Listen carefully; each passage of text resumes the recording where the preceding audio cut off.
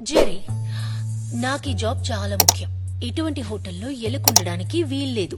అందుకని నువ్వు వెళ్ళిపోతే అందరికీ మంచిది. ఓ, ఇంత చెప్పినా నా మాట వినకపోతే ఇక నా వెనకున్న బాహుబలిని దింపాల్సిందే.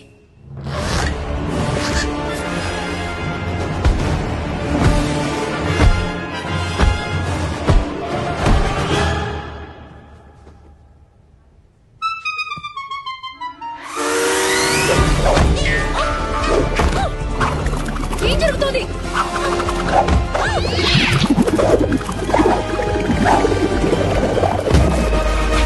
ఏయ్, ఆపండి!